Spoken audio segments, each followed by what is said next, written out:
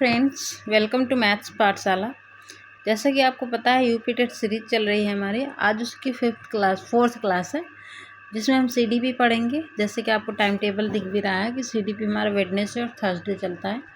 तो आज की इस वीडियो में हम पढ़ेंगे सीडीपी में स्किनर अधिगम सिद्धांत और उस पर बेस्ड पीवाईक्यू जो एग्ज़ाम में पॉसिबल होते हैं, जो बन सकते हैं। ठीक है, तो चैनल को सब्सक्राइब कर लीजिएगा और वीडियो को एंड तक ज़रूर देखिएगा। ये वीडियो आपके लिए 110% बेनिफिशियल होगी।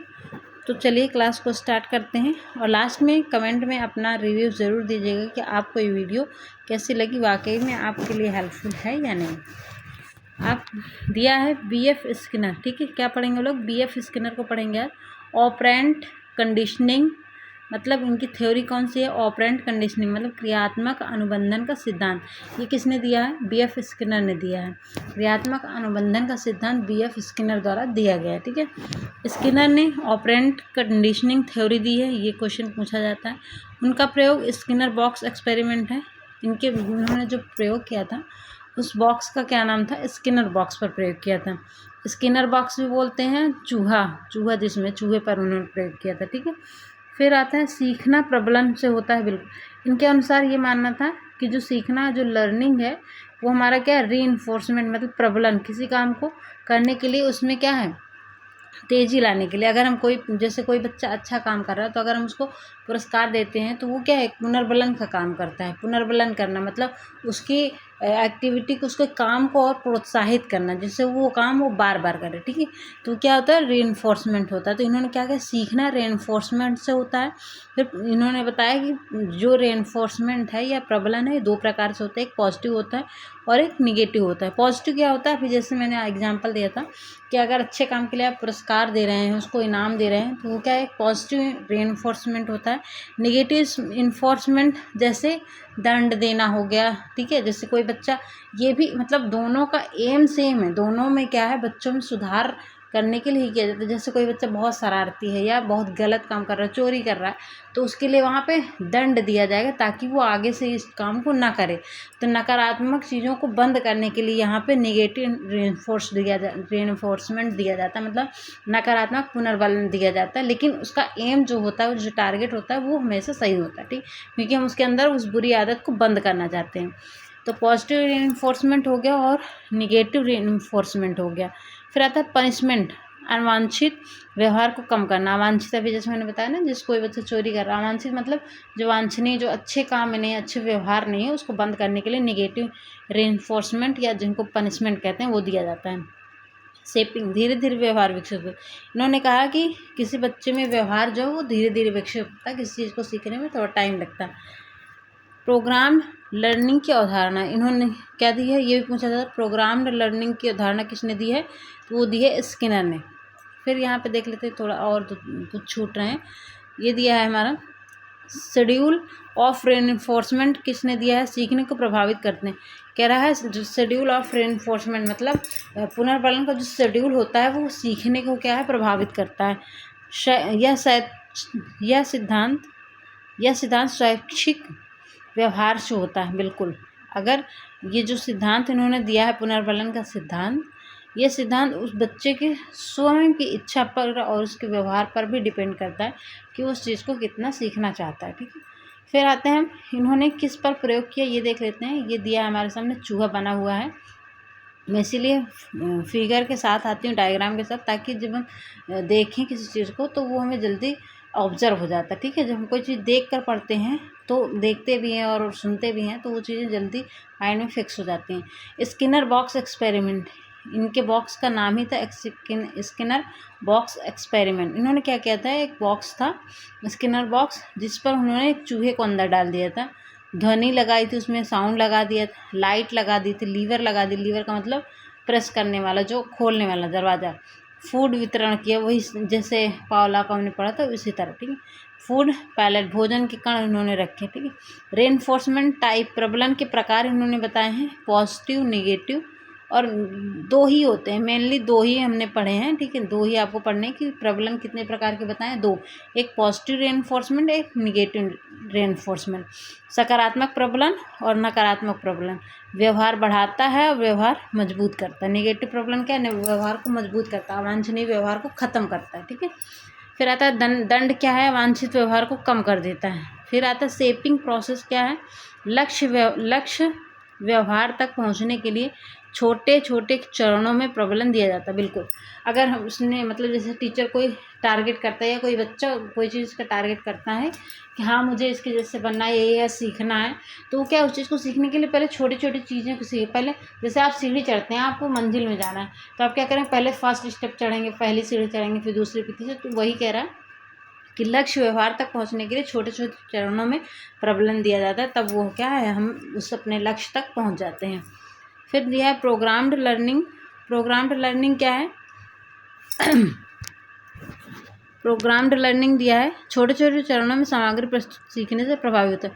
अगर किसी चीज़ को हम सिखाना चाहते हैं बच्चों को, तो हम क्या उनको छोटे छोटे टुकड़ों में तोड़ कर सिखाएं, तो वो चीज़ें क्या स्टेप बाय स्टेप जब सीखते हैं तो वो चीज़ हम जल्दी ऑब्जर्व करते हैं, बच्चे जल्दी ऑब्जर्व करते हैं। प्रबलन की समय सारणी। प्रबलन कब और कितनी बार दिया जाना चाहिए, इससे सीखने की गति स्थापित होती है। बिल्कुल, ऐसे नहीं कि कभी भी आप कुछ भी सिखा रहे हैं, उसके लिए एक समय और एक स्थान निश्चित होना चाहिए। जैसे आप पर्यावरणीय चीज़ें पढ़ा रहे हैं, पर्यावरण की कोई चीज़ सिखा रहे हैं, तो उसके लिए आप नेचुरल जगह में ले जाइए उसे, और वहाँ पे समय के अनुसार फिक्स कीजिए कि पहले ये बताएंगे फिर ये सिखाएंगे, तो उससे क्या है, बच्चा उन चीज़ों को रिलेट करके जल्दी सीखता है, ठीक है। ये उन्होंने बताया था। अब हमारा ये हो गया, हमने स्किनर के बारे में पढ़ लिया। अब हम आते हैं अपने क्वेश्चन आंसर की तरफ, जो 20 हैं, फटाफट से देख लेते हैं ताकि हम कम समय में ज़्यादा चीज़ें पढ़ सकें, ठीक है। तो यहाँ से आप रिलेट कर पाएंगे कि आपके एग्जाम में कैसे क्वेश्चन बनते हैं। स्किनर किस अधिगम सिद्धांत के प्रवर्तक थे? अभी हमने पढ़ा। ये प्रयास का तो अभी हमने पीछे पढ़ा था टॉपिक में। थॉर्नडाइक का है। संज्ञानात्मक अभी हमने पढ़ा नहीं। क्रियात्मक अनुबंधन का सिद्धांत किसने दिया है? स्किनर ने दिया है। सेकेंड क्वेश्चन है, स्किनर का सिद्धांत मुख्य रूप से किस पर आधारित है? मानसिक प्रक्रियाएं, व्यवहार, कल्पना, बुद्धि। अभी हमने पढ़ा व्यवहार पर आधारित है स्किनर का सिद्धांत। फिर आता है थर्ड, स्किनर के अनुसार सीखना किसके कारण होता है? दंड, पुनर्बलन, अनुकरण या परिपक्वता। पुनर्बलन द्वारा होता है, ठीक है। पुनर्बलन तो इनका कीवर्ड है, आप ये समझ लीजिए जहाँ पे पुनर्बलन की बात होगी वहाँ पे स्किनर ही आएंगे, ठीक है। स्किनर का एक कीवर्ड आप रिलेट कर सकते हैं ट्रिक के रूप में कि पुनर्बलन की बात किसने की है? स्किनर ने की है। स्किनर ने किस यंत्र का प्रयोग किया? भूलभुलैया box, Skinner box. Skinner box का नाम ही, स्किनर के यंत्र का नाम ही स्किनर बॉक्स है, ठीक, उनके नाम पर ही है, तो आप इसको तुरंत पकड़ लेंगे। स्किनर के सिद्धांत में पॉजिटिव रिइंफोर्समेंट का अर्थ क्या है? ठीक है, क्या है? दंड देना है? नहीं। अप्रिय वस्तु हटाना है? नहीं। पुरस्कार देना है, ठीक है। अभी हमने पीछे पढ़ा था कि पॉजिटिव रिइंफोर्समेंट क्या है? बच्चों के लिए, अच्छे काम के लिए उन्हें पुरस्कृत करना।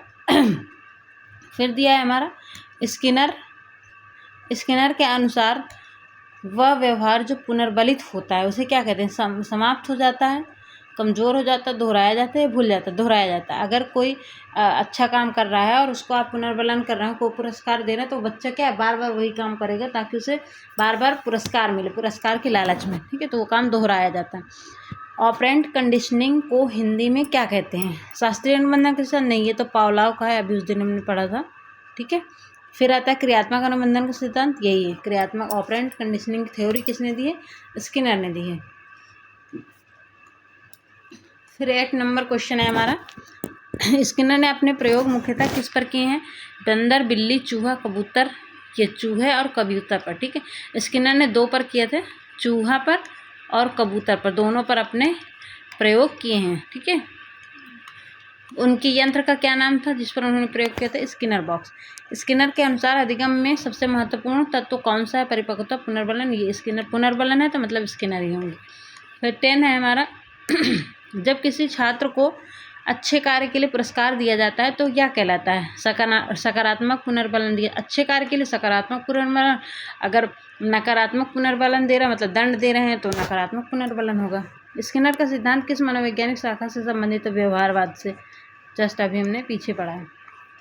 फिर आता है नकारात्मक पुनर्बलन का अर्थ किस, नकारात्मक पुनर्बलन का अर्थ क्या है? दंड देना, अप्रिय स्थिति हटाना, पुरस्कार देना, उपेक्षा करना। अप्रिय स्थिति हटाना, ठीक है, जैसे हमें कोई चीज़ पसंद नहीं आ रही, कुछ काम बच्चों के पसंद नहीं आ रहे, तो उसको हम समाप्त करने के लिए, उसको हटाने के लिए क्या है, हम नकारात्मक पुनर्बलन देते हैं। फिर आता है हमारा 13 नंबर क्वेश्चन क्या है? स्किनर के अनुसार दंड का प्रभाव क्या? स्थायी होता है, अधिगम बढ़ाता है, अस्थायी होता है, कोई प्रभाव नहीं होता, अस्थायी होता है। अधिगम, जो हम दंड देते हैं वो अस्थायी होता है, ठीक है। अस्थायी क्यों होता है? क्योंकि हम उसको बार बार थोड़ा ना दंड देंगे, सिर्फ किसी अवांछनीय व्यवहार को ख़त्म करने के लिए हम उसे दंड दे रहे हैं, ताकि वो उस चीज़ को छोड़ दे और एक अच्छा इंसान बने।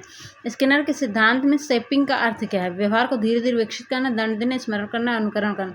अभी हमने क्या किया? तो व्यवहार को धीरे धीरे विकसित करना, ठीक है। शेपिंग का मतलब स्टेप बाय स्टेप चलना, वो क्या है हमारा?